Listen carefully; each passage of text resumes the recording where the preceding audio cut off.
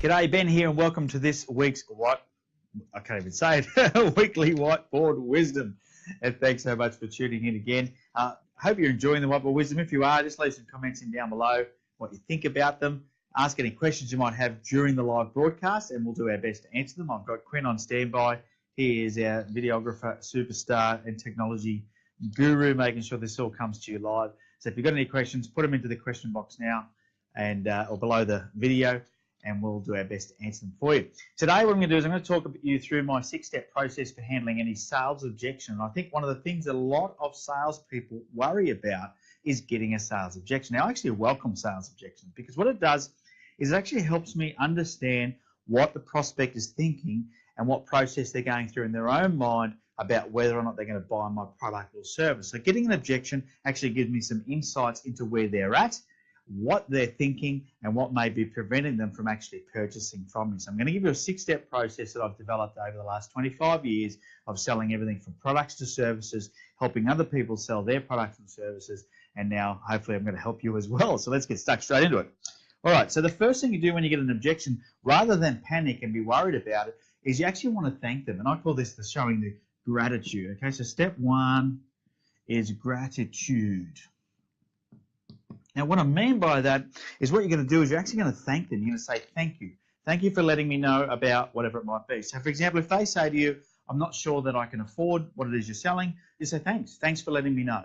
So you want to show them that you're grateful that they're giving you this feedback. And I think too many salespeople panic when they get an objection.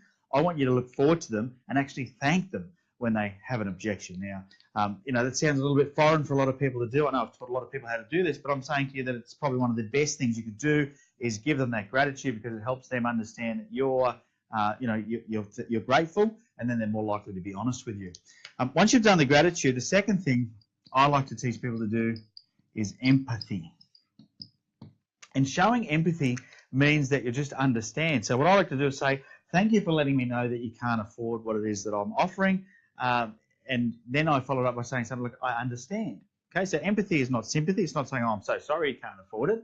It's more saying, I understand. So no matter what objection they give me, I always say, thank you for giving me that objection. And then I follow up by saying, I understand why you might feel that. So for example, let's use the can't afford, because I know most businesses would get that from time to time. I would say, thank you for letting me know that you can't afford my product or service. I understand, based on where you're at in your business right now, I can see how that could be an issue for you. Okay, so you don't want to argue with them. And here's something I see a lot of salespeople do. They go, yes, you can. Let me show you how. Well, now what you're doing is you're proving them wrong.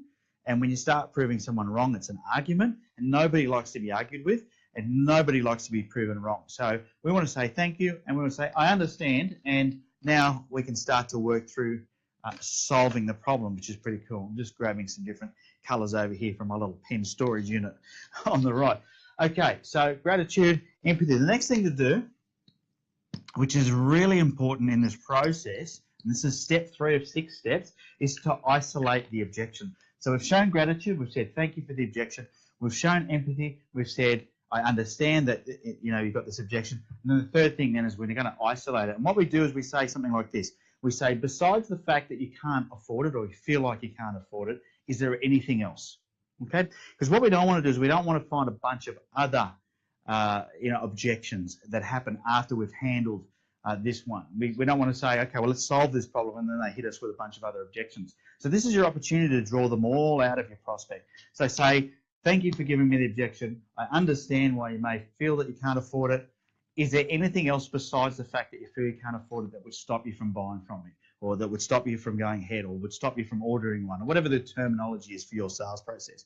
So that's the first 3 steps there. Now, once they say no, that's the only thing. And then what we're going to do is we're going to do a thing called confirmation. So that's step 4. We're going to confirm that if we solve that problem, that they can move forward. And the way that we do that is we say, so we do the isolation, say, besides the fact that you don't think you can afford it, is there anything else? They say no. Then we say, well, if we can do a little bit of time or invest a little bit of time solving that problem, and we can work out how you can afford it, would that mean that you'd be able to move forward? And if they say yes, then great. Now you can move forward and you can continue to go with that. If they said no, then you know there's another objection, and that's when you go, okay, well, besides the fact you can't afford it, what else is there? So we've got to isolate every single objection before we move past step 4.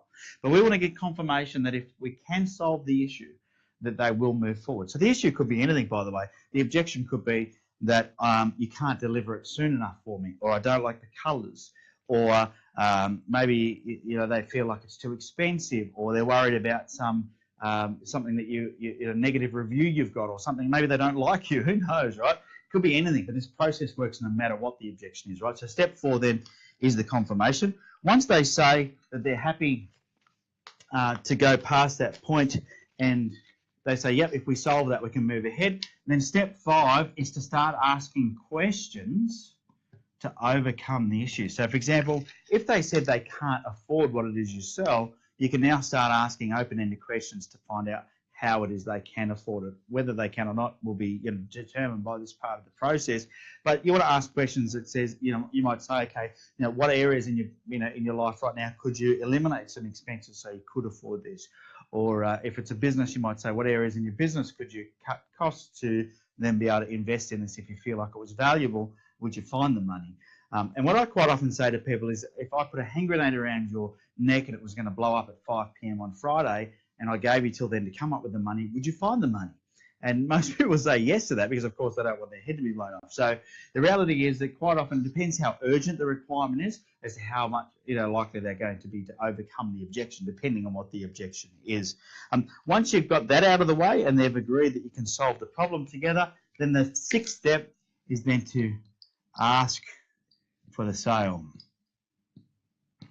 And asking for the sale is something so many people don't do, but it's a really important part of getting the sale. You've actually got to ask for them to complete the paperwork. Now, I don't like using the word close because the closing has a negative connotation. I like to complete. I like it to be the completion of being able to get that part of the process out of the way so I can then focus on delivering my value to the client. So let's just go back over those 6 steps as a quick summary, and then I'll see if you've got any questions. So make sure you type your questions in now, and that way Quinn can tell me what they are. So first of all, I get an objection, I always say thank you. Thanks for letting me know that this particular reason is stopping you from going ahead. I understand. So that's step 2 is empathy. So I empathize with you and say I understand. Others have felt the same in the past. Really important to show empathy. Then step 3 is to isolate. So besides the fact that, whatever the objection is there anything else that is bothering you or stopping you from going ahead? That then leads to my 4th. Well, let's see if we can spend some time solving the problem. If we solve the problem that's stopping you from going ahead, will you go ahead? Get that confirmation. 5th is then to dive into some open-ended questions to find out if you can help them overcome the objection. And if you can, of course, step 6 then is to ask for the sale, is to actually get them to complete the paperwork, give you their payment details, whatever it is for your business that works, complete the contract, whatever it might be. Very important that you go to that 6th step. All right, so that's the 6-step process. Quinn, have we got any questions? We've got no questions. All right, well, we'll wrap it up here. Thanks once again for tuning in. It's great that we're seeing some of the same people tune in every week. I don't know how we're going today. A few people live there, which is good. If you are enjoying these, by the way, feel free to share them. Leave some comments below. We'd love to hear from you. The other thing is you can shoot across to my website, which is maxmyprofit.com.au. I've got a free business planning template there that you can download. So if you're in business and you want to put together a plan that's going to give you some clarity, direction, and focus for achieving your goals in your business, head to maxmyprofit.com.au. That link is in the description for this video. You can just click on that and you go straight to the website. Until then, have a nice day. Cheers.